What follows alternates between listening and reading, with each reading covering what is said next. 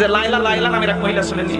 এর আগে লাইলা মামুন দুইজন পাগল ছিল, টিকটক করতো। একটা ছাদে মিট করছি, ছাদটা একদম অন্ধকার ছিল, একদম অন্ধকার ছিল। লাইলা তো দেখতে মাশাআল্লাহ অনেক সুন্দর, আর আপনি সুন্দর। ছাদে অন্ধকারে ঝলঝল করতেছিল। আমার একটা নতুন ছেলে, লাইলার ছেলের বয়স হবে, সে এসে বলতেছে আমি লাইলাকে ভালোবাসি, আমি লাইলার জন্য দিওয়ানা, আমি লাইলার জন্য পাগল, আমি মামুনের চাইতে বেশি ভালো। লাইলাকে ধোকা দিয়ে গেছে, আমি কেন ভয় পাবো?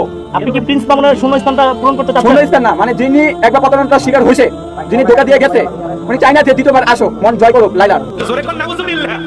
কি যে আউল ফাউল পাগল ছাগলের মানে খেলা এই দেশে চলে রে ভাই, হিসাব ছাড়া। সেটা নিয়ে সোশ্যাল মিডিয়া পুরো ভাইরাল হয়ে যাচ্ছে।